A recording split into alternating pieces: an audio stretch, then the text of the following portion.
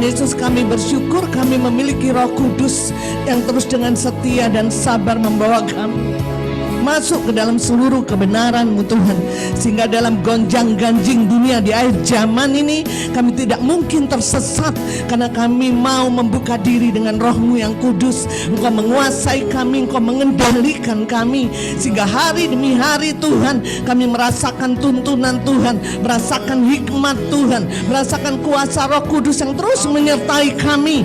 Kami tidak pernah memiliki jalan buntu, selalu ada jalan keluar, karena kami melihat tangan-Mu lewat kuasa Roh-Mu selalu membuka jalan bagi kami. Sekalipun tidak ada jalan, Kau membuka jalan-jalan baru kepada kami. Itu yang membuat kami semakin hari semakin jatuh cinta kepada-Mu Tuhan, karena selalu nyata pertolongan-Mu. Oh, kami mata kami ke gunung-gunung, dari mana pertolongan kami? Tapi kami yakin 100% bahwa pertolongan kami daripada Tuhan. Kau tepat waktu menolong kami Tuhan, tidak pernah terlambat. Kami yakin dan percaya karena Kau Bapa yang baik dan berdaulat. Kami mengucap syukur untuk pekerjaan-Mu yang terjadi di tengah-tengah gereja-Mu, karena Kau merindukan gereja yang berfungsi, gereja yang memerintah, gereja yang memberi influence, berdampak bagi kota, bangsa, bahkan bangsa-bangsa. Kami bersyukur di awal tahun Tuhan Kau memberikan firman-Mu bahwa Kau akan mengangkat kami begitu rupa untuk menjadi bright and shine, menjadi terang dan bersinar, dan Kau genapi lewat apapun, lewat PKBM. Kami semakin Engkau promosi, orang boleh melihat siapa yang bekerja di balik kami Tuhan. Tuhan yang dahsyat dan luar biasa. Engkau terus meneguhkan setiap langkah-langkah kami, baik kami yang di konteks dimanapun. Kami melihat pekerjaan Tuhan nyata, realita Tuhan nyata. Kami sedang membawa hadirat-Mu di mana-mana Tuhan. Kami sedang memperkenalkan Engkau di mana-mana. Kami sedang mengalirkan aliran kehidupan-Mu di mana-mana, karena kami tahu fungsi kami, kami tahu posisi kami, karena kami gereja Tuhan yang diselimuti kemuliaan Tuhan, dibangun di dalam pola Tuhan, dibangun di atas dasar kebenaran firman-Mu untuk memberitakan Injil Kerajaan Allah dan mengembalakan bangsa-bangsa.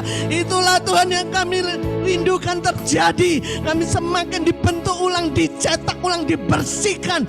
Gereja-Mu semakin bersinar, menjadi terang dan garam bagi banyak orang. Terima kasih Tuhan, terima kasih. Kami berdoa supaya kegerakan-Mu seperti bola salju Tuhan, yang semakin besar, semakin besar. Suara Tuhan diperdengarkan. Tidak ada lagi ada yang keras hati. Semuanya sanggup Kau robohkan, hancurkan setiap tipu daya muslihat si jahat, dan Kau ubahkan itu menjadi kemuliaan nama Tuhan. Terima kasih Tuhan, kami bersedia dibuka, dikoreksi oleh Tuhan lewat kuasa Roh Kudus-Mu. Mari Tuhan luruskan hati kami, sikap hati kami boleh cenderung kepada firman, pola pikir kami diperbarui selaras dengan firman, dasar keyakinan kami diperbarui sesuai dengan firman Tuhan, sehingga hari demi hari kami menjadi orang yang tidak pernah tergoncangkan. Kami betul-betul berpegang kepada firman, karena dunia ini lenyap dengan keinginannya, tapi orang yang memegang firman-Mu akan hidup selamanya Tuhan. Kami tidak akan pernah bisa digoncangkan oleh apapun. Itulah yang menjadi kerinduan-Mu atas hidup kami, sehingga kami menjadi generasi yang berbeda. Oh, tidak pernah mengalami apa yang dunia alami Tuhan. Kami betul-betul mengalami terobosan mujizat. Terima kasih Tuhan, terima kasih. Terima kasih hari ini kami mau dengar firman. Kami rindu membuka hati kami menjadi tanah yang subur, tidak berbatu-batu, tidak di pinggir jalan, sehingga ketika firman Tuhan dibagikan kami berbuah, betul-betul mencetak ulang, membuka pikiran kami. Firman Roh Kudus mewahyukan firman Tuhan, sehingga kami dimerdekakan dan diubahkan. Bukannya sekedar menjadi pengetahuan, tapi firman yang mengubahkan dan memerdekakan. Itu yang terjadi Tuhan. Dan sertai firman-Mu dengan tanda-tanda dan mujizat, baik yang onsite maupun yang online Tuhan. Kami berdoa supaya kuasa-Mu dinyatakan, yang sakit disembuhkan, yang terikat dilepaskan, yang letih lesu dibangkitkan. Dan biarkan sepanjang firman Tuhan dibagikan, nama Engkau ditinggikan dan dimuliakan. Segala puji, segala hormat, segala kemuliaan Tuhan, hanya bagi Tuhan. Kita katakan sama-sama, amin. Puji nama Tuhan. Beri tepuk tangan buat Allah kita. Silakan duduk.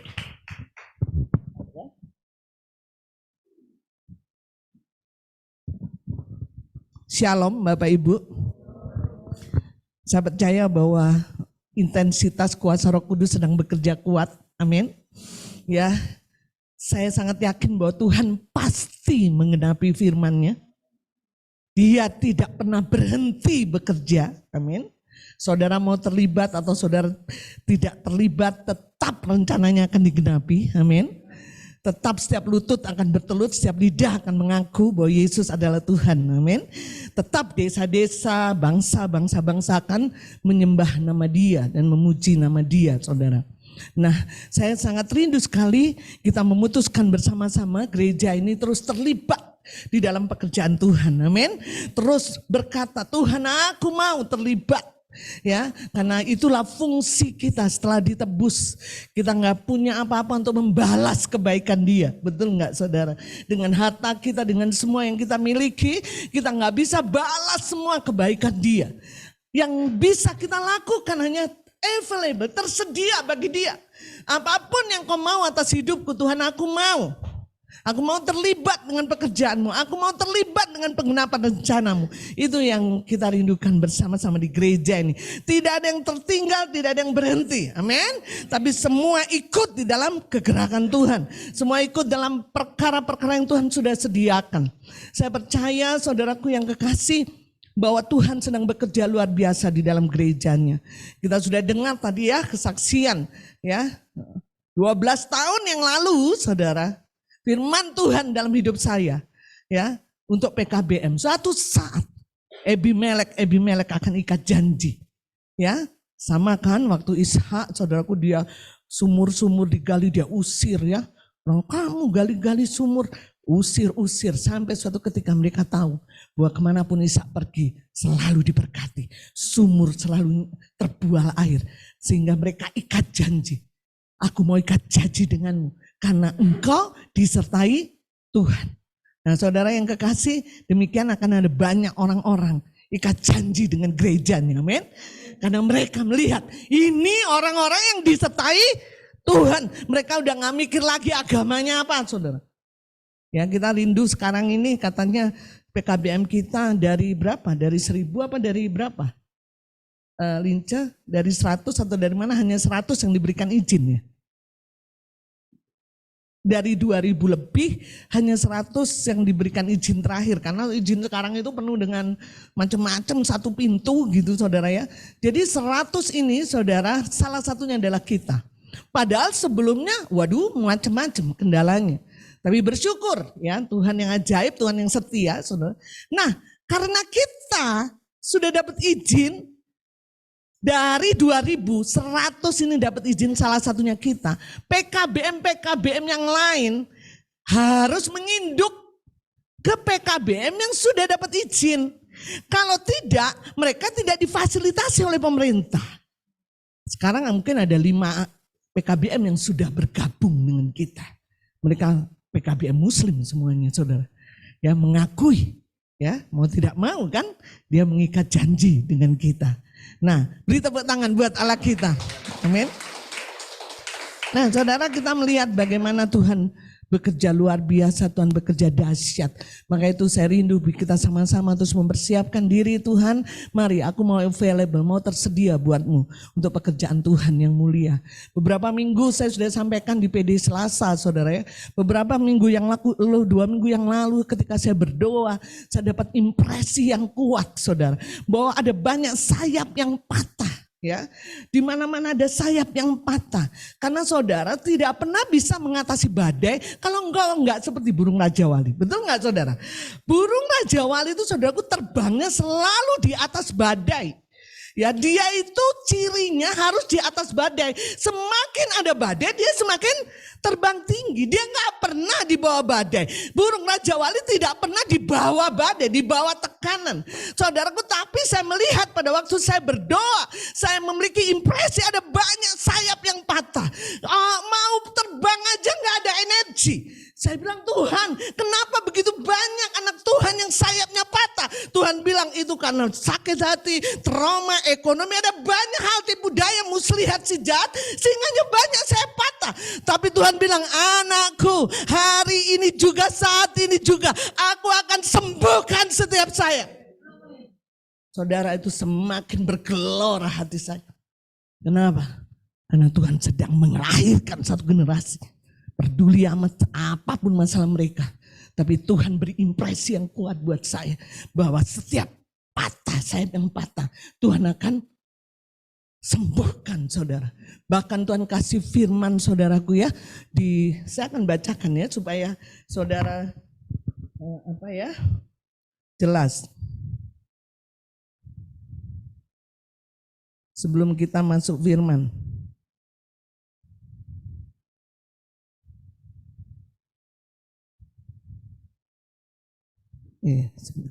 Maleakhi 4 ayat yang kedua. Kita akan baca sama-sama ya sebelum kita masuk firman. Maleakhi 4 yang kedua.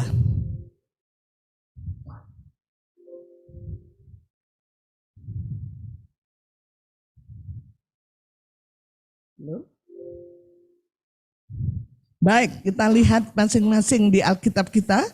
Ya, belum ada di ketemu? Amin. Kita katakan kalau ketemu amin gitu ya. Baik. 1, 2, 3. Tetapi kamu yang takut akan namaku, bagimu akan terbit surya kebenaran, dengan kesembuhan pada sayapnya kamu akan keluar dan berjingkrak-jingkrak seperti anak lembu lepas kandang. Dikatakan, tetapi kamu yang takut akan namaku, bagimu akan terbit surya kebenaran. Amin. Dengan apa?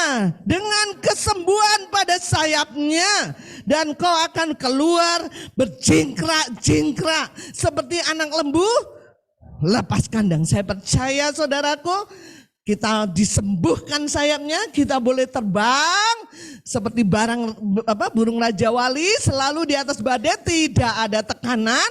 Apapun yang terjadi atas dunia ini tidak pernah bisa mengalahkan kita. Kita tidak jadi korban, amin. Karena kita terus di atas badai. Selama ini kita banyak korban, banyak dikalahkan dunia. Kenapa? Sayapnya patah, saudara. Tapi Tuhan bilang, engkau yang takut akan namaku, akan terjadi kesembuhan pada sayap. Dan dia akan terbang seperti burung Raja Wali. Amin. Selalu di atas badai. Amin. Amin ya, puji nama Tuhan. Itu yang saya mau sampaikan, saya dapetin dari Tuhan minggu ini. Baik, saudaraku yang kekasih, hari ini kita akan belajar tentang kepenuhan Kristus masih. Tapi dengan topik hari ini tentang mencintai Tuhan. Saya tahu bahwa ini topik sering kali kita dengar saudara ya. Sepertinya hampir tiap bulan ketika orang bicara tentang Roh Kudus, bicara tentang kepenuhan Kristus, mengosongkan diri, selalu disebut-sebut bahwa kita harus mencintai Tuhan. Saya rindu sekali hari ini Tuhan lebih mewahyukan lebih dalam lagi saudara. Kenapa kita harus mencintai Dia. Baik, kita akan buka firman Tuhan dari 1 Yohanes 2 ayat 15 sampai dengan 17.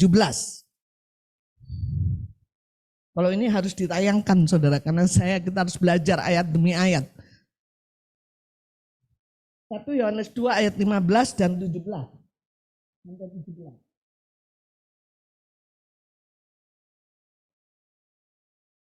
Kita akan baca sama-sama. Baik, 1, 2, 3. Janganlah kamu dan apa yang ada di dalamnya. Jikalau orang mengasihi dunia, maka kasih akan Bapa tidak ada di dalam. Saudaraku, ayat ini dimulai dengan apa katanya? Janganlah. Saudara, saya percaya kalau kita orang dewasa udah mengerti bahasa Indonesia. Kalau dimulai dengan jangan, misalnya Raya nih sama Aurel, jangan, berarti apa saudara? Berarti kalau Aurel melakukan itu sangat berbahaya buat dia, betul? Ngerti nggak saudara? Ya, setuju dengan saya? Nah, firman ini dimulai dengan kata janganlah. Berarti saudara, kalau saudara mengasihi dunia, betul nggak? Janganlah kamu mengasihi dunia dan apa yang di dalamnya, kata firman Tuhan. Nah, berarti saudara, kalau saudara melakukannya itu sangat berbahaya, betul? Kenapa? Karena awalnya janganlah, betul? Amin. Jadi ini saudaraku serius. Sangat serius menentukan hidup dan matinya kita, saudara. Kenapa? Karena dikatakan janganlah kamu mengasihi dunia dan apa yang di dalamnya. Jikalau, ini dikasih tahu, orang mengasihi dunia, apa katanya akibatnya? Maka kasih akan Bapa tidak ada dalam orang itu. Bukan berarti Bapa tidak mengasihi dia, saudara. Bapa tetap mengasihi dia. Tetapi dia tidak lagi memberikan tempat sedikit pun untuk Bapa, betul? Karena pada dasarnya tidak mungkin kita mengabdi kepada dua Tuhan. Coba lihat ayatnya. Ya, Matius 6 ayat yang ke-24. Matius 6 ayat yang ke-24. Kita baca sama-sama. 1, 2, 3. Tak seorang pun dapat mengabdi kepada dua Tuhan. Karena jika demikian, ia akan membenci yang seorang dan mengasihi yang, atau ia akan setia kepada yang seorang dan tidak mengindahkan yang lain. Kamu tidak bisa mengabdi kepada Allah dan kepada Mammon. Kenapa kasih Bapa tidak ada dalam orang itu? Bukan karena Bapa tidak mengasihi dia. Tapi orang yang memutuskan untuk mengasihi dunia, dia tidak bisa mengasihi Tuhan, betul? Kita nggak bisa mengabdi pada dua Tuhan, betul? Ya, pasti dia akan membenci yang lain. Dia pasti akan setia kepada yang seorang dan mengindahkan yang lain. Jadi saudara, kalau saudara mengasihi dunia, bukan Tuhan tidak mengasihi engkau, tapi engkau yang tidak mengindahkan Tuhan. Benar? Ngerti ya? Ya, Tuhan mengasihi tanpa syarat, saudara. Betul? Dia selalu terbuka untukmu. Tetapi kalau engkau memutuskan untuk mengasihi dunia, saudara, kasih Bapa tidak ada pada hidupmu. Saudara, ini bicara hidup mati loh. Jadi saya rindu hari ini juga kok ambil keputusan. Kok itu mau mengasihi siapa sih? Betul nggak? Karena nggak bisa kita tawar-tawaran, aku mau mengasihi 50% dunia, aku mengasihi 50% Tuhan. Nggak bisa, saudara. Ngerti nggak? Karena kita nggak bisa mengabdi kepada dua Tuhan, betul? Kita nggak bisa kaki kiri kepada dunia, kaki kanan kepada Tuhan, nggak bisa. Ya, jadi ini keputusan yang penting dalam hidupmu. Kalau engkau putuskan mengasihi dunia habis-habisan, gila-gilaan, mati-matian, engkau akan mendapatkan upah anugerah luar biasa. Ngerti enggak, saudara? Ini tentang hidup dan mati. Ya, saya rindu Tuhan bicara dalam di sini. Ya, jadi orang kalau mengasihi dunia, nggak ada kasih Bapa. Sekarang lanjutkan ayat selanjutnya. Kita baca sama-sama. 1, 2, 3. Karena itu aku berkata, loh. Tadi yang 1 Yohanes. 1 Yohanes 2 ayat 15 dan 17. Kembali ke yang tadi ya. 1 Yohanes 2 ayat 15 dan 17. Kita sekarang masuk ke ayat 16. Oke, kita harus bersabar ya. Oke, ayat yang ke-16. Kita sama-sama. 1, 2, 3. Sebab, yaitu keinginan mata, serta bukanlah, melainkan, saudara, sebab kenapa Tuhan bilang jangan kamu mengasihi dunia. Kenapa? Karena dunia itu di dalamnya ada keinginan daging, keinginan mata, keangkuhan hidup. Itu bukan berasal dari Bapa. Jadi dunia ini selalu berlawanan dengan Bapa. Betul nggak, saudara? Kita lihat satu ayat lagi ya. 1 Yohanes 5 ayat 19 supaya lebih jelas. 1 Yohanes 5 ayat yang ke-19. Kita baca sama-sama. 1, 2, 3. Kita tahu bahwa kita berasal dan seluruh dunia berada di bawah. Makanya saudaraku, Tuhan bilang janganlah kamu mengasihi dunia. Kenapa? Karena kita bukan berasal dari dunia. Kita berasal dari Allah. Dan seluruh dunia berada di bawah kuasa si jahat. Kalau engkau mengasihi dunia, otomatis engkau akan melawan aku. Betul nggak? Kata Tuhan. Saudara setuju dengan saya? Betul? Saudara, kita harus benar-benar hati-hati di sini ya. Ya, nanti saya akan sampaikan dunia itu yang gimana sih? Ya, jangan-jangan saya sudah mengasihi dunia nih sekarang. Saudara, tanpa sadar iblis menipu begitu rupa supaya kita hidup mengasihi dunia.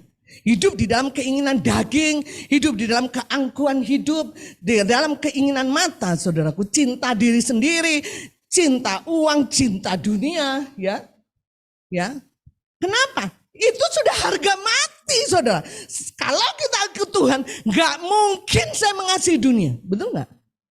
Nah, nggak mungkin saya mengabdi kepada dua Tuhan. Harga mati saya harus mengasihi Tuhan habis-habisan. Kenapa? Karena dunia ini berada di bawah kuasa si jahat.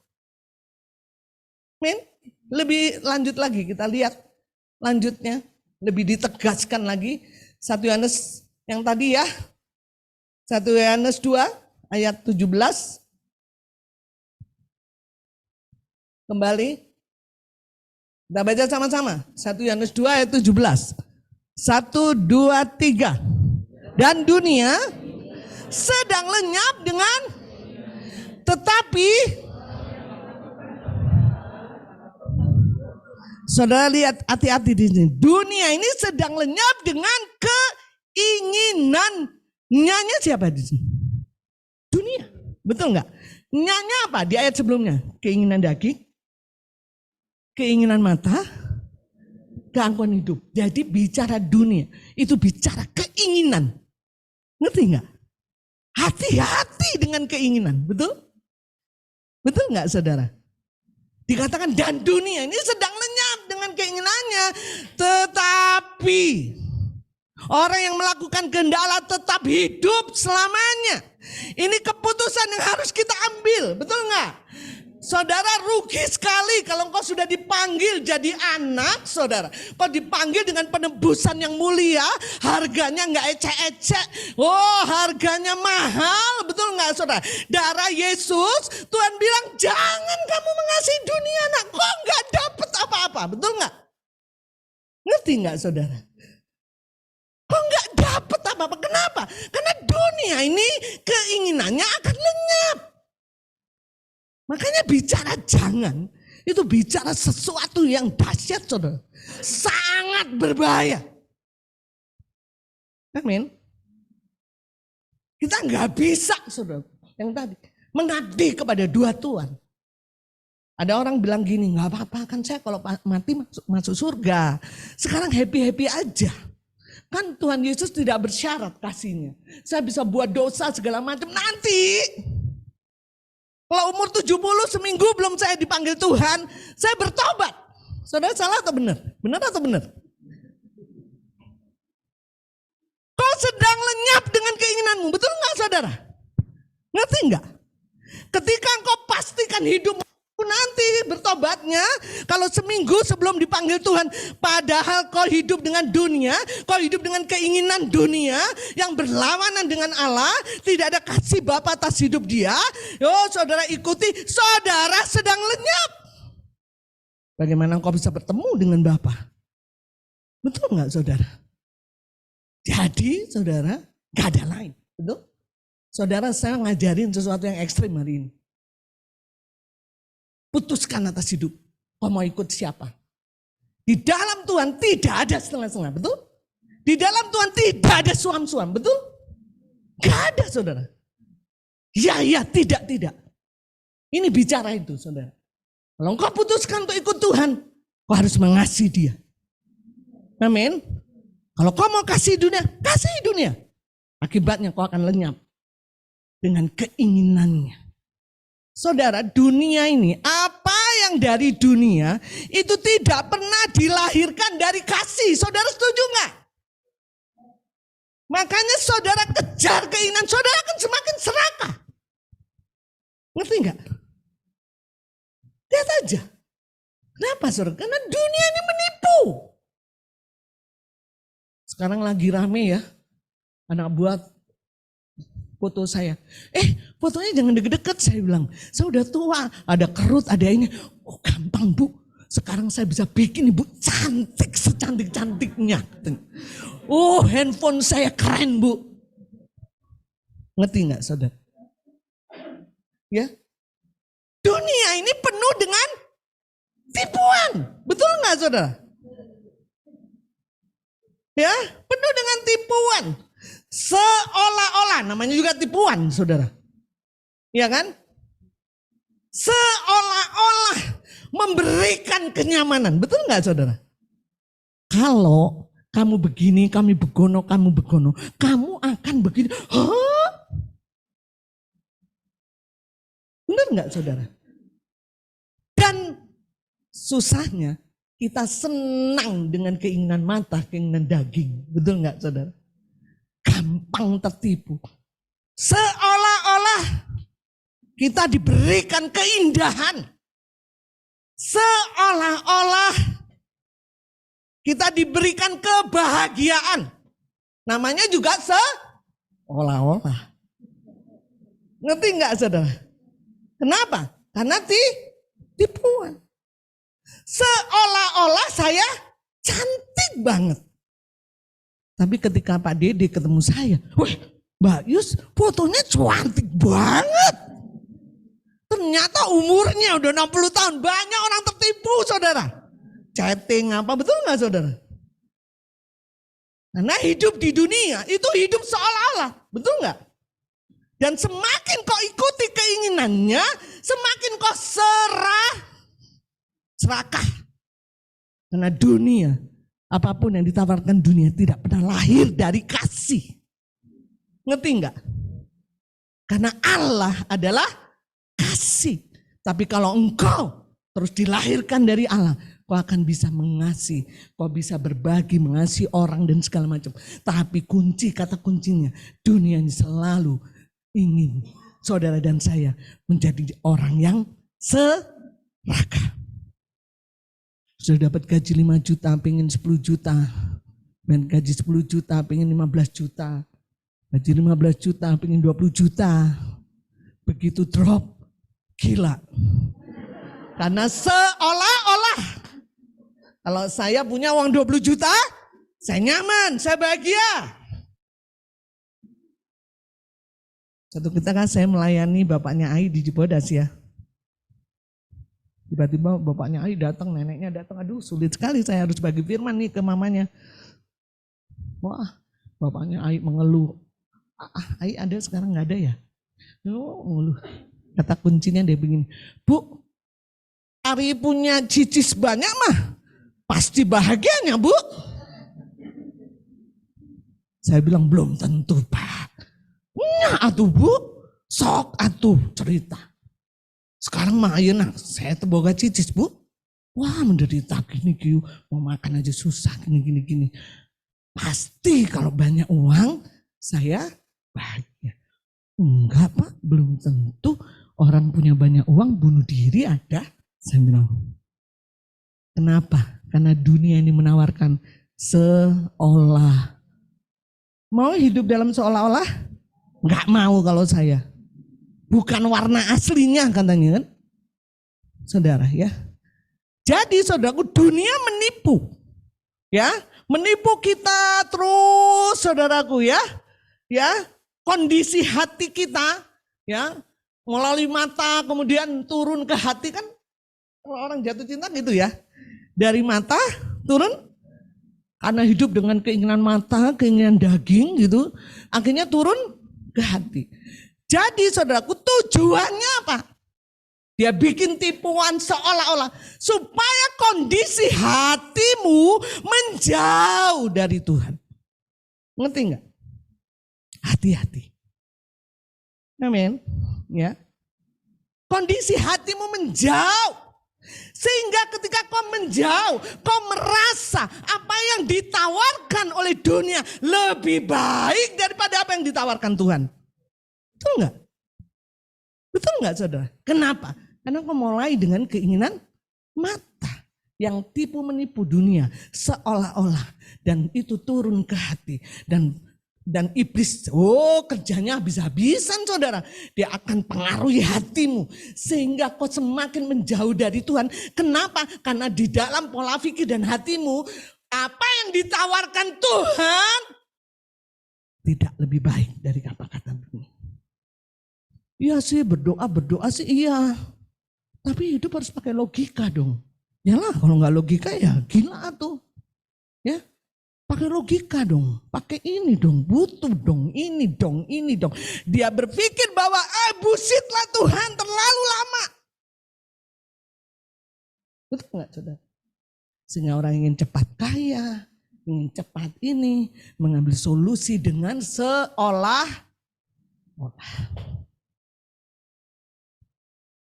Saudara, saya tidak mau di dalam hati saudara ada keinginan-keinginan dunia. Amin. Enggak sampai di situ saudara. Hatimu dikerjain, kau mulai jauh dari Tuhan, kau mulai berpikir apa yang ditawarkan Tuhan tidak lebih baik daripada dunia. Sehingga ketika kau hidup dalam dunia, ada anak Tuhan atau saudara PA pembimbing ngomong, kamu tuh udah salah gini-gini. Yang benar. Enggak. Saya ngerasa saya lebih nyaman, saya lebih bahagia, saya lebih ini dengan ini, betul nggak? Kondisi hatimu mulai menjauh dari Tuhan. Dan percayalah, ketika kondisi hatimu menjauh dari Tuhan, hatimu menciptakan banyak berhala. Saudara, hatimu yang menciptakan banyak berhala, bukan dunia, betul nggak saudara? Kita lihat ya, Matius 10 ayat 37 sampai 38. Matius 10 ayat 37-38.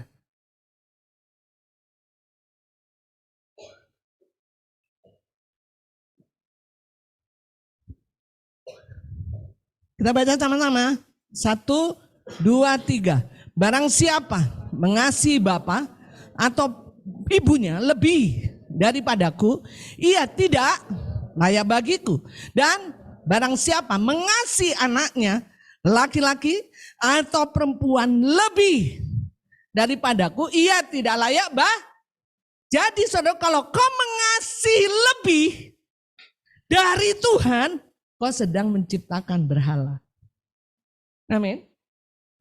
Jadi yang menciptakan berhala itu bukan dunia, betul nggak saudara? Tapi karena dimulai dari keinginan, turun ke hati, hatimu mulai menjauh dari Tuhan dan hatimu memproduksi katanya banyak berhala. Kenapa? Karena hatimu mulai mengasihi dunia lebih daripada mengasihi Tuhan. Berhala adalah kalau kita mengasihi sesuatu dan seseorang melebihi dari Tuhan. Kau bisa ibadah, kau bisa ikut semua kegiatan gereja, tapi kau menjadi orang Kristen yang agamawi. Orang Kristen yang dunia. Kenapa? Karena sejatinya kau tidak sedang menyembah Tuhan. Engkau sedang memelihara berhala di hatimu. Kau berkata bahwa dunia menawarkan lebih baik daripada Tuhan. Orang yang seperti ini tidak pernah mengalami realita hadirat Tuhan. Betul? Dalam nama Yesus hari ini putuskan. Amin. Kita nggak main-main lagi, betul? Ini waktunya kita mengambil keputusan tegas. Karena dunia di bawah kuasa si jahat. Kita nggak mau hidup dengan keinginannya. Saudaraku, apa sih dunia? Saudara, ada banyak orang, satu lagi ya, Keluaran 34 ayat yang ke-14. Ini penting sekali, dulu pernah saya sampaikan ini. Ya, kita mau lihat pribadi Allah kita. Keluaran 34 ayat yang ke-14 sebelum kita masuk ke poin yang selanjutnya. Kita baca sama-sama. Keluaran 34 ayat yang ke-14. 1, 2, 3. Sebab janganlah engkau sujud menyembah kepada Allah lain. Karena Tuhan yang namanya cemburuan adalah Allah yang Tuhan tidak suka kita punya berhala. Betul? Kenapa? Karena namanya, nyanya huruf kecil huruf besar, saudara. Huruf besar. Jadi nama Tuhan itu artinya cemburuan. C-nya besar atau kecil? Besar atau kecil? Besar. Berarti itu menunjukkan pribadi. Betul nggak? Tuhan itu cemburuan, saudara. Adalah Allah yang cemburu.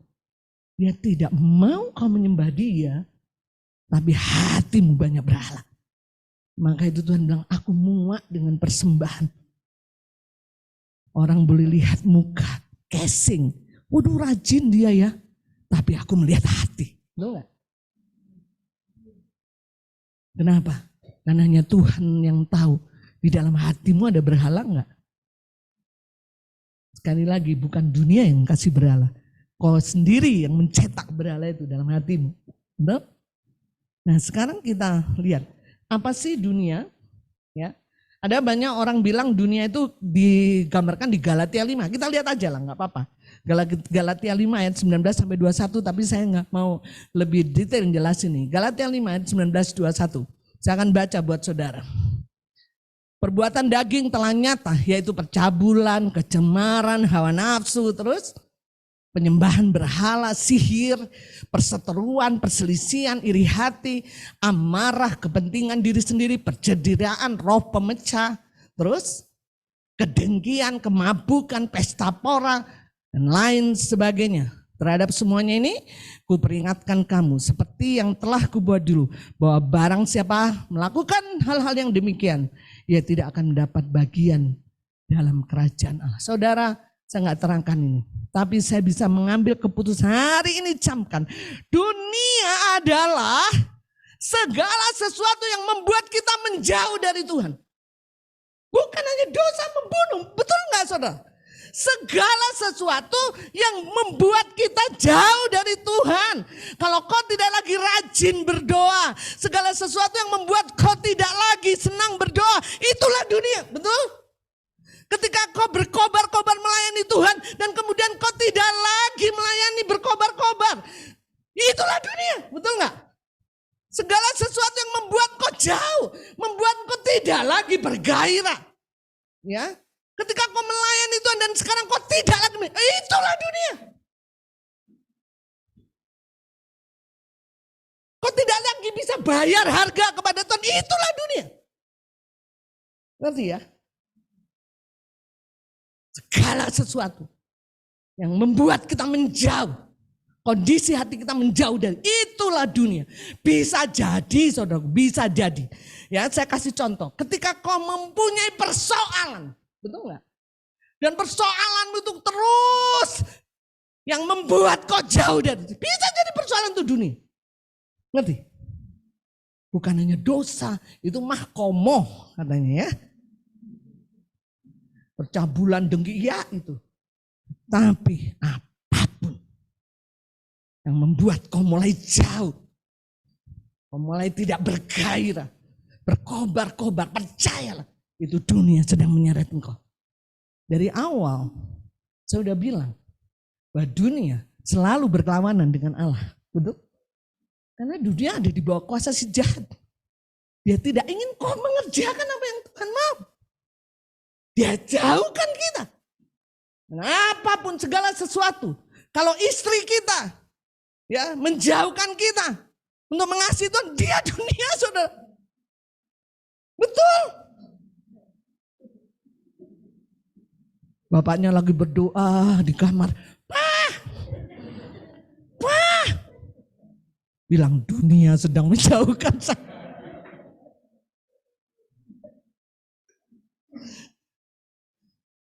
Ya itu gampangnya lah saudara ya. Betapa jahatnya dunia ini saudara. Satu saja, dia tidak mau saudara mengasihi Tuhan. Betul nggak saudara? Ya, jadi jangan dianggap saudara.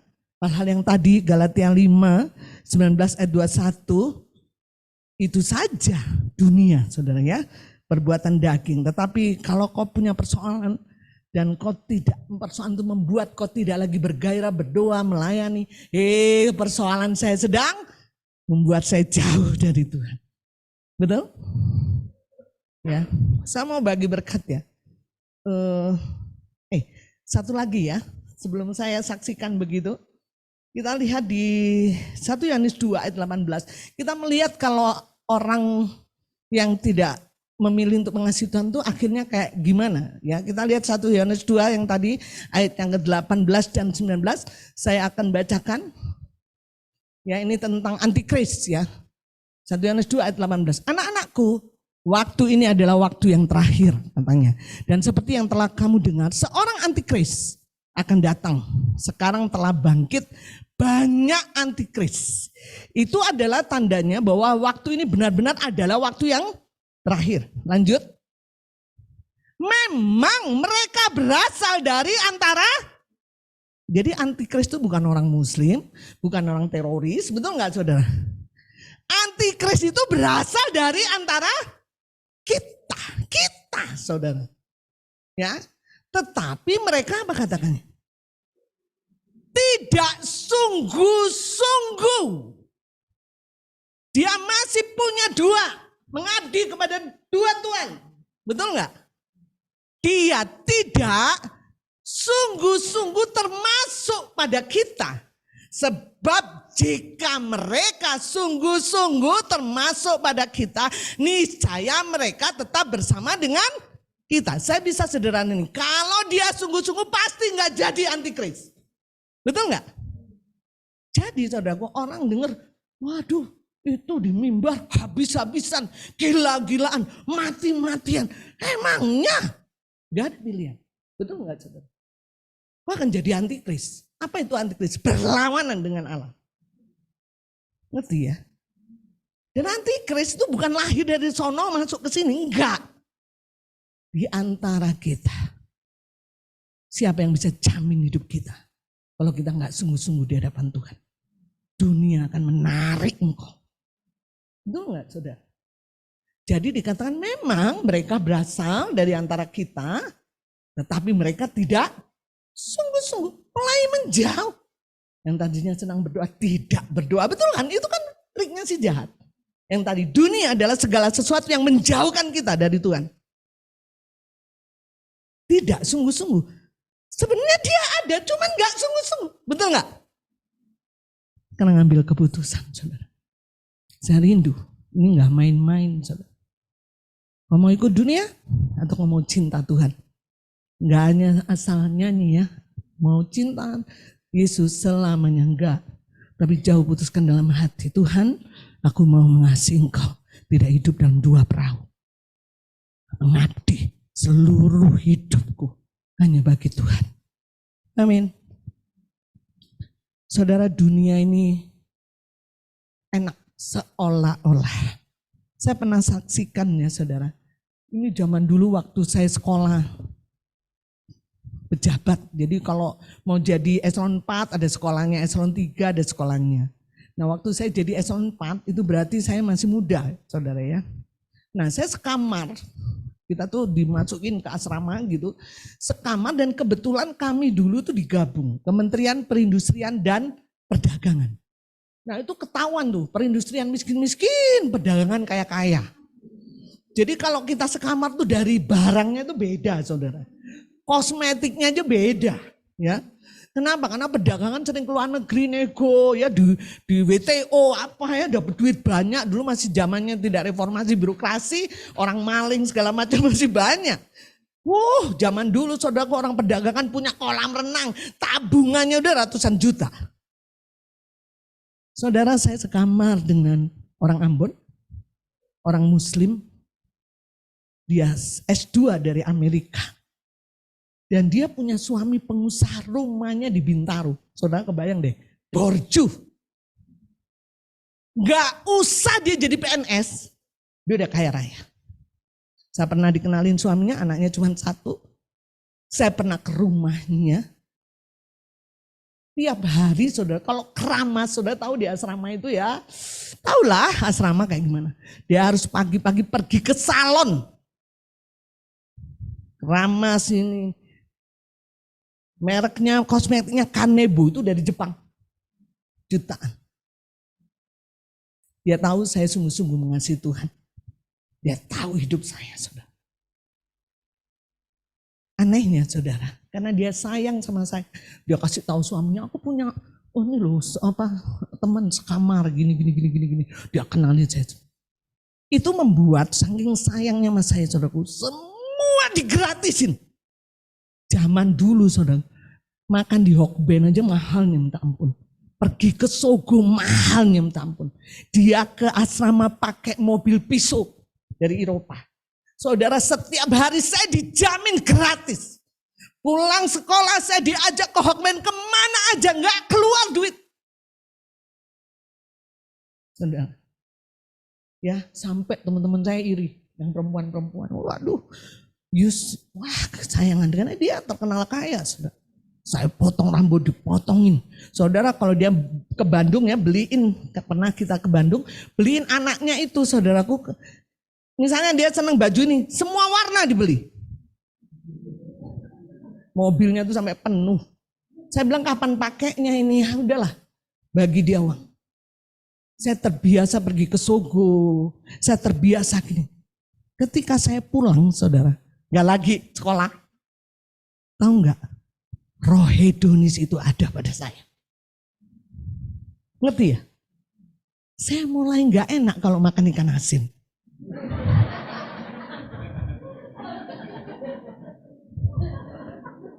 Saya mulai mikir, karena saya selama 3 bulan makan Hokben, makan KFC dulu mahal, saudara. Saya nggak punya komputer, dikasih komputer, saudara. Begitu saya nangis-nangis, saudara, dia sekarang jadi dirjen apa. Wah, kok nangis, yus aku tetap, saudara. Pulanglah dia, saudara. Tapi spirit itu ada pada saya. Saya tahu dunia tuh lucu ya. Maka itu Tuhan mengatakan, hati-hati kau bergaul. Ngerti? Padahal saya sungguh-sungguh, saudara. Karena gratis. Saya pikir kan saya nggak rugi, betul nggak? Dipotongin rambut, makan Hokben. Pulang kembali menderita kan? Makan tahu, makan tempe, makan telur. Dulu Mbak Ari kalau sama hari ini tidak berubah, tahu tempe tidak berubah. Dia yang serumah dengan saya nyanyinya itu terus. Saudara.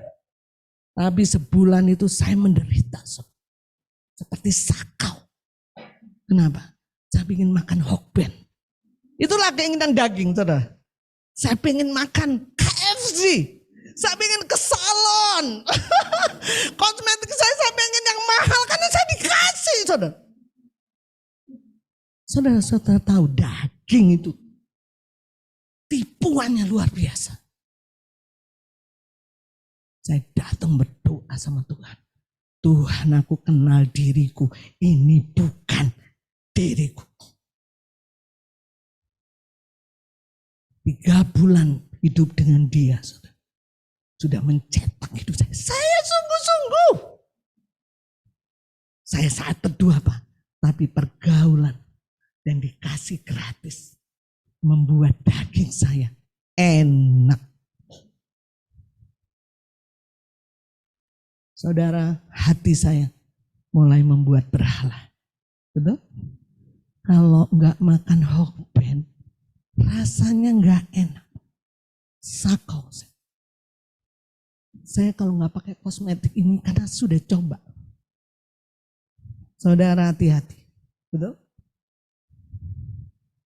Saya baru nyesel. Tahu gitu aku enggak mau dibawa dia. Mobil pisau, Saudara tahu pada zaman saya itu guru yang ngajar dibayar sama dia. Duitnya banyak. Seolah-olah uang segalanya. Saya mau kasih tahu.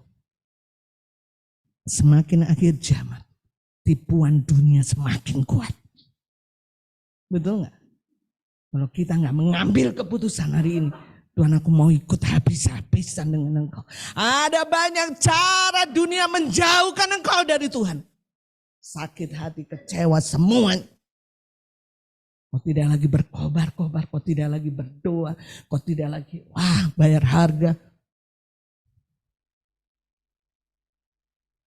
Saya rindu sekali saudara. Kita mengambil keputusan. Amin. Hidupku hanya untuk Tuhan.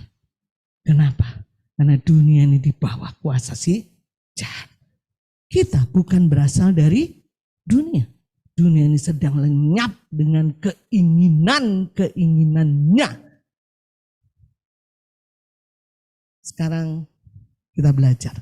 Bagaimana kalau begitu caranya mengasihi dia. Kita buka firman Tuhan.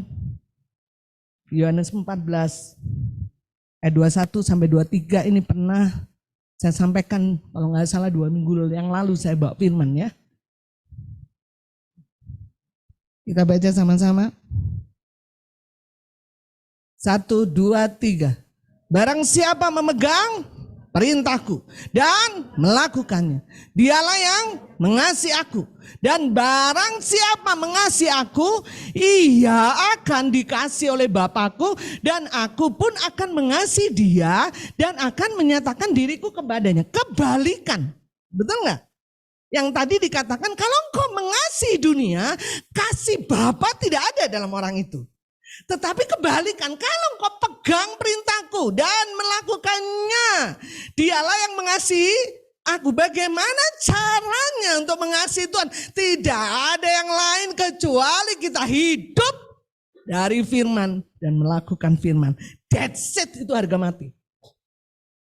Betul nggak? Mau bilang Mbak Yus ceritanya khotbahnya firman terus. Ya itu memang.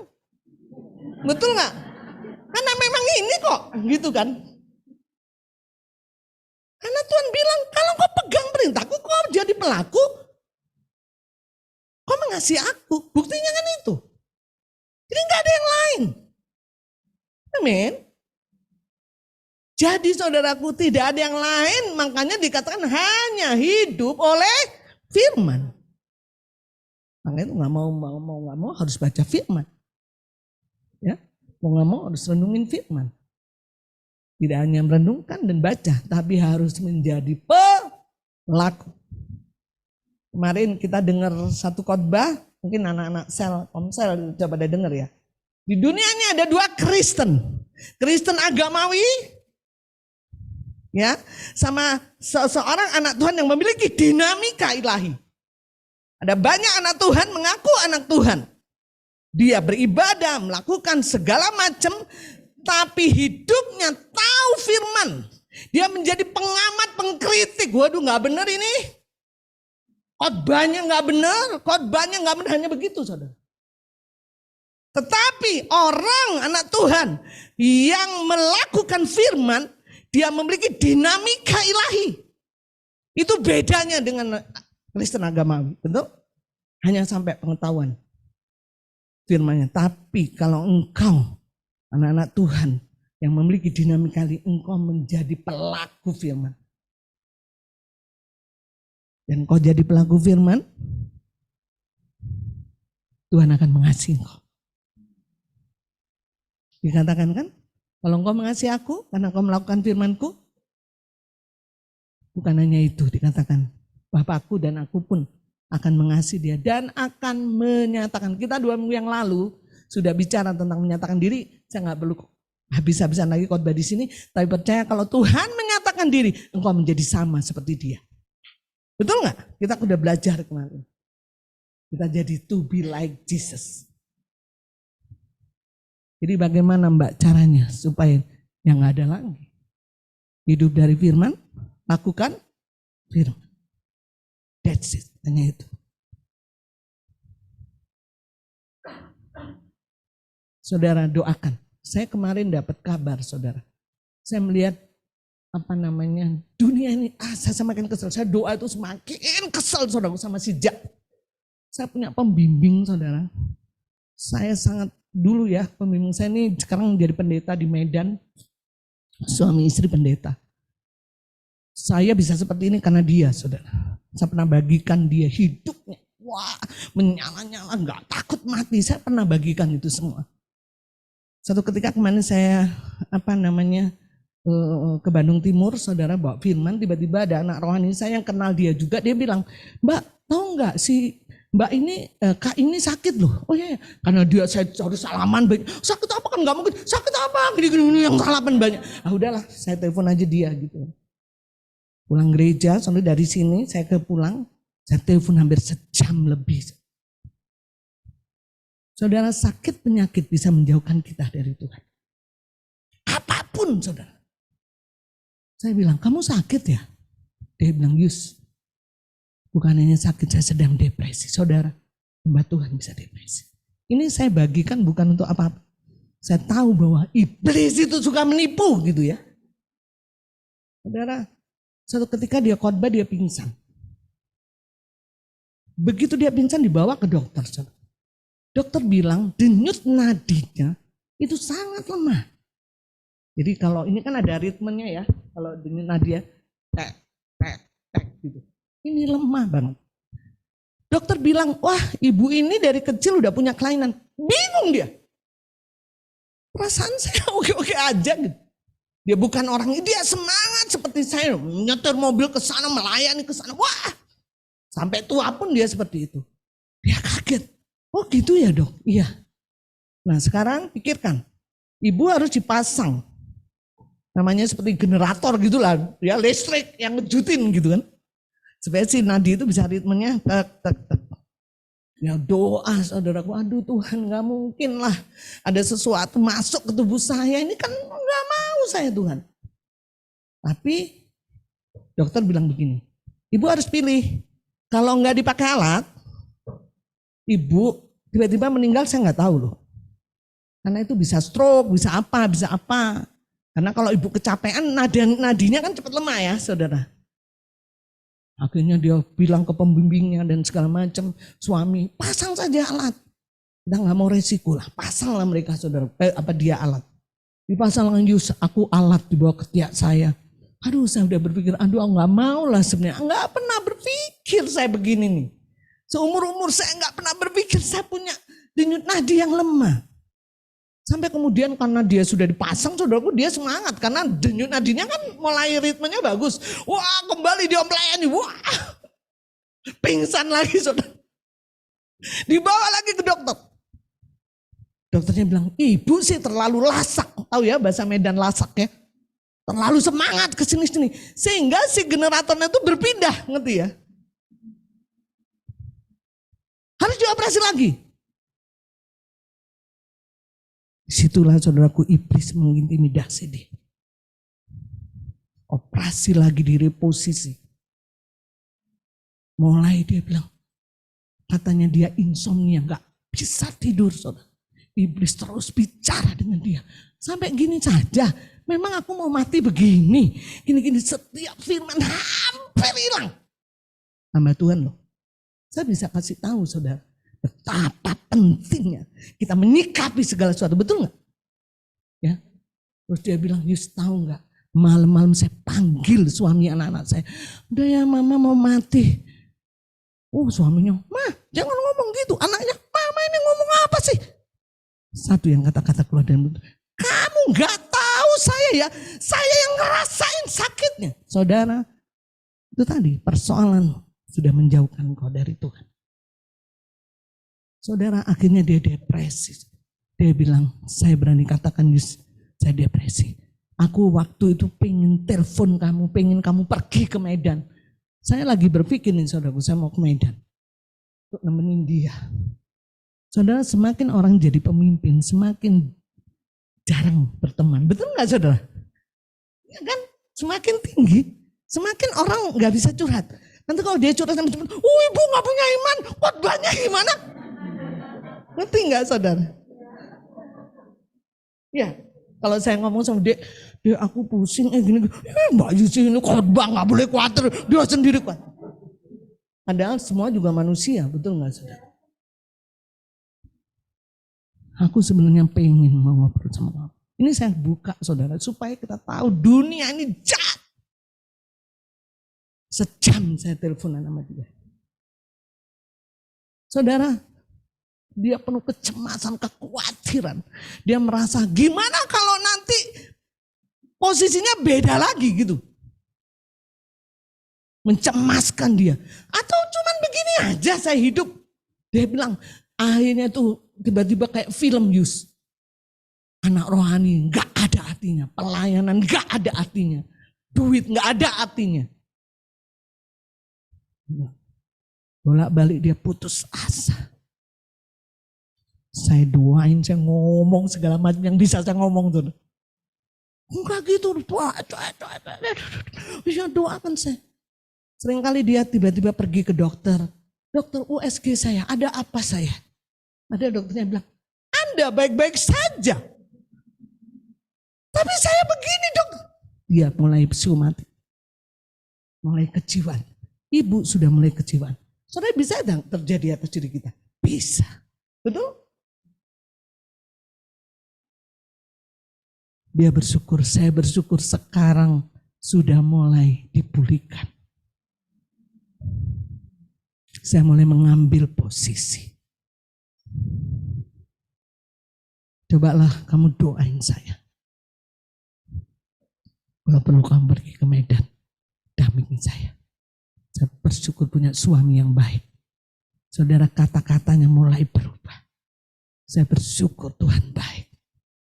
Saudara, persoalan sakit penyakit apapun bisa digunakan si jahat untuk membuat kita jauh dari Tuhan. Maksudnya saudara, tidak ada pilihan lain. Kecuali kita habis-habisan, gila-gila, mati-matian dengan Tuhan. Amin. Saya selesai telepon, saya doa. Perang saya. Saya belum telepon lagi sama dia. Tapi saya merasa ada kemenangan yang besar di hati saya. Saya bilang, Tuhan bisa balikkan semuanya. Kau bisa tampil menjadi pemenang, bukan korban. Saudara, setiap orang bisa depresi. Itu. Hamba Tuhan juga manusia. Tapi biarlah kita membangun manusia roh kita lebih kuat. Karena akhir zaman ini lebih kuat juga. Iblis bekerja. Pakai tipuan, pakai seolah-olah. Betul enggak saudara? Saya bilang kepada dia, kamu belum selesai. Masih banyak orang menantikan kamu. Tidak ada satu pun iblis yang bisa mengambil engkau dengan sakitnya. Amin, amin. Saya udah enggak ngerti lagi itu pembimbing saya atau bukan saudara.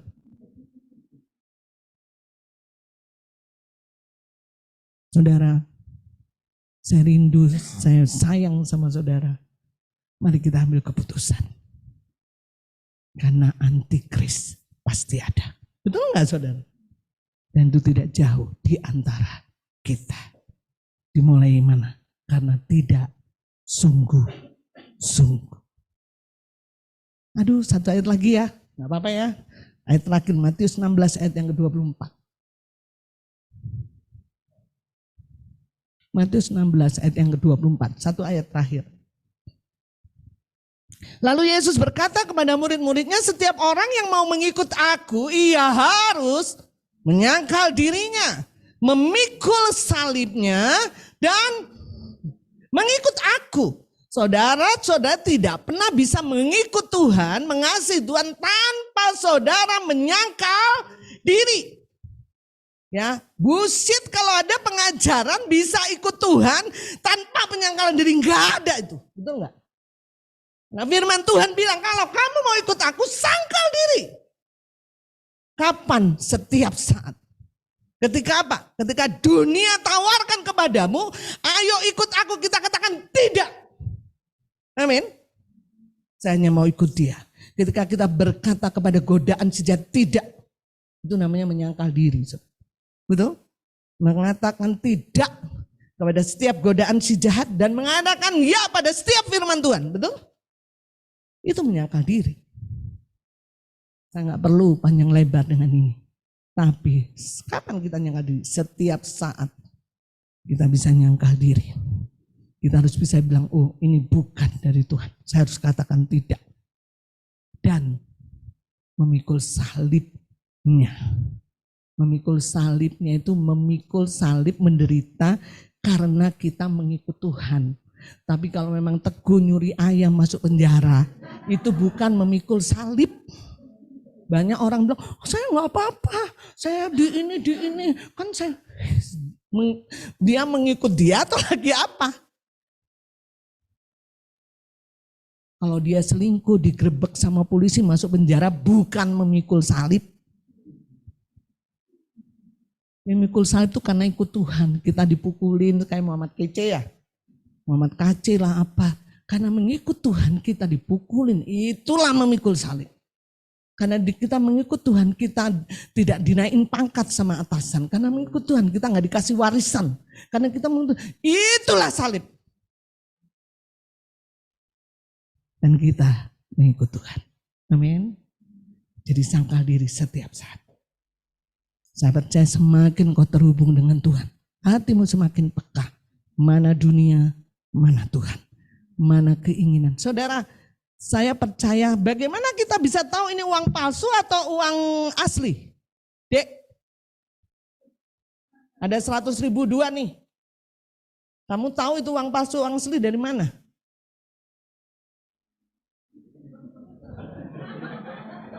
Kalau dia nggak pernah megang uang 100.000, hanya 2.000 tiap hari, nggak pernah tahu, betul nggak?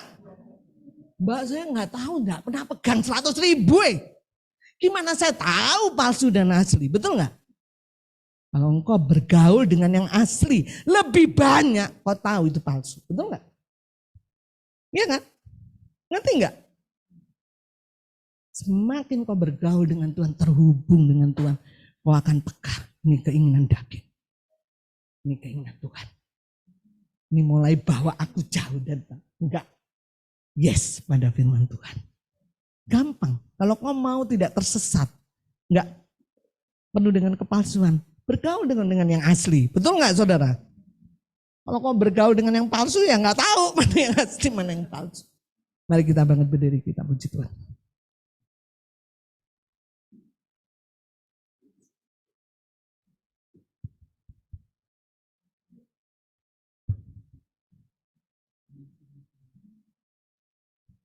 Oh iya ya, kita perjamuan ya. Waduh, mohon maaf ini ya, ada.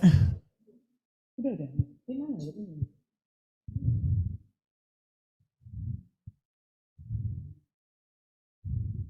Yang belum dapat, silakan angkat tangan biar petugas memberikan bagimu.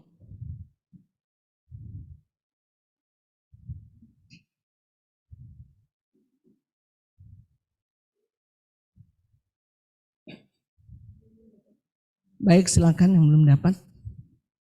Mari kita tunduk kepala, kita berdoa kepada Tuhan.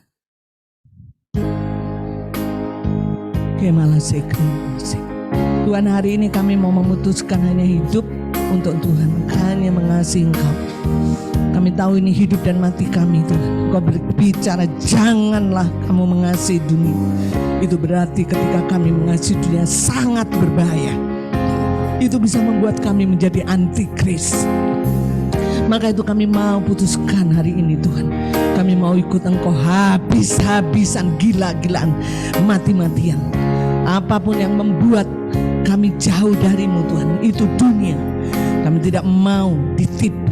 Kami tidak mau ditipu muslihat oleh si jahat yang hidup dengan seolah-olah dunia menawarkan lebih baik daripada Tuhan.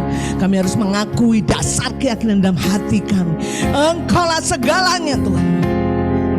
Terima kasih.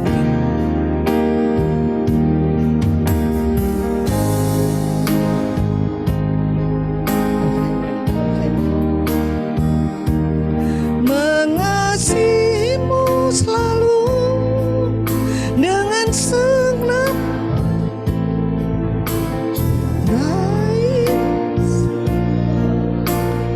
Silakan musik memuji Tuhan.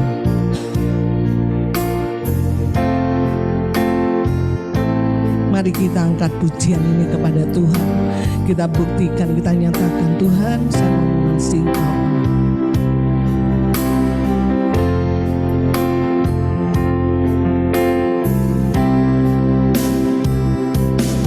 Mengasihimu selalu dengan segenap hatiku, mencintai seluruh perbuatanmu, mengabdikan hidupku sesuai rencanamu. Ku mau menyembahmu sampai akhir. Mari katakan, angkat tanganmu kepada Dia. Mengasihimu, mengasihimu selalu dengan segenap hatiku, mencintai seluruh perbuatanmu, mengabdikan hidupku sesuai rencanamu. Ku mau menyembahmu sampai akhir hayat. Mengasihimu, yes Tuhan, amin, amin. Mencintai perbuatanmu, mengabdikan hidupku sesuai rencanamu. Ku mau menyembahmu sampai akhir. Sekali lagi katakan, mengasihi, mengasihimu selalu dengan segenap hatiku, mencintai seluruh perbuatanmu, mengabdikan hidupku sesuai rencanamu. Ku mau menyembahmu sampai akhir hayat. Ku mau menyembahmu, ku mau menyembahmu akhir hayatku. Mari kita angkat roti kita di atas kepala. Saudaraku, Tuhan Yesus begitu mengasihimu. Dia bukan hanya mengasihi biasa, tapi dia habis-habisan dengan, dia gila-gilaan dengan, dia mati-matian denganmu, sampai dia korbankan hidupmu karena dia mengasihi engkau dan saya. Seharusnya kita juga melakukan hal yang sama kepada dia. Kita boleh mengalami anugerah yang dahsyat luar biasa hanya karena dia mengasihi kita habis-habisan, gila-gilaan, mati-matian. Dan sekarang tetapkan dalam hatimu, ketika engkau makan roti ini, engkau memperingati penderitaannya karena kasihnya yang besar kepadamu. Kau berkata, putuskan dalam hatimu, aku mau mengasihi engkau Tuhan segenap jiwaku, mengabdikan diriku kepadamu. Tidak ada yang lain, harga mati untuk hidup kami, hanya mengasihi engkau.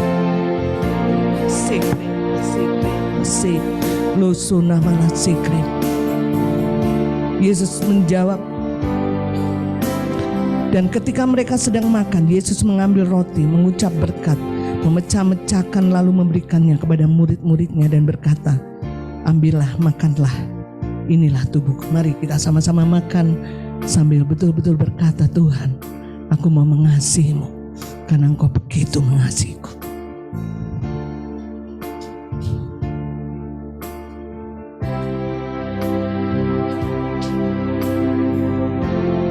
Ucapkan syukur kepadanya. Terima kasih Tuhan. Biarlah kasih-Mu terus ada dalam hidup kami. Kami mau menyangkal diri, pikul salib dan mengikut Engkau. Kami mau mati dari daging kami, dari keinginan daging, keangkuhan hidup, keinginan mata. Kami tidak mau ikut dunia lagi Tuhan, karena kami tahu Engkaulah segalanya. Engkau termulia. Dalam nama Yesus, mari angkat anggur, taruh di atas kepalamu. Dan Tuhan berkata, sesudah itu ia mengambil cawan, mengucap syukur lalu memberikannya kepada mereka. Dan berkata, minumlah kamu semua dari cawan ini, sebab inilah darahku, darah perjanjian yang ditumpahkan bagi banyak orang untuk pengampunan dosa. Mari kita nikmati darah Kristus yang menebus dosa kita. Ucapkan syukur kepada Dia. Terima kasih Kristus. Terima kasih Tuhan. Komolo sukru manasi. Kami mengucap syukur untuk kematian-Mu di kayu salib, sehingga kami mengerti apa arti kasih. Kami tidak mau hidup dengan dunia, karena dunia serakah Tuhan. Tidak pernah ada kasih. Kami memutuskan untuk hidup sepenuhnya hanya bagi Tuhan. Oh Tuhan Yesus, kerinduan hatiku, mutiara tak ternilai harta milikku. Keindahan-Mu memudarkan dunia, di mataku Engkau sekali lagi katakan, oh Tuhan Yesus. Oh Tuhan Yesus, kerinduan hatiku, mutiara tak ternilai harta milikku. Keindahan, yes, memudarkan dunia, di mataku Engkau. Sekali lagi kita katakan, Dia yang termulia. Oh Tuhan Yesus, kerinduan hatiku, mutiara tak ternilai harta milikku. Keindahan, yes, memudarkan dunia, di mataku Engkau di mataku, di mataku Engkau di mataku, di mataku Engkau Beri tepuk tangan buat Allah kita. Dahsyat, luar biasa. Angkat kedua belah tanganmu dan terimalah berkat Tuhan. Barang siapa takut akan namaku, akan terbit surya kebenaran dan kesembuhan pada sayapnya. Dia akan berjingkrak-jingkrak seperti lembu keluar dari kandang. Terima kasih Tuhan. Pulanglah dengan damai sejahtera, karena Allahmu sangat mengasihimu. Dia tidak pernah meninggalkanmu sedetik pun. Bahkan dalam kegelapan yang paling kelam dalam hidupmu, Dia selalu ada buatmu. Firman Tuhan terus berbicara bagimu. Engkau terus akan menemukan firman Tuhan. Dan dengan firman Tuhan, kau alami terobosan mujizat. Karena Tuhan menyatakan diri kepadamu. Terus ikut Dia, sangkal diri, pikul salib. Roh Kudus yang diutus oleh Bapa, itu yang memampukan engkau dan menyertai Bapak Ibu sekalian dari sekarang sampai selama-lamanya. Kita katakan sama-sama, amin.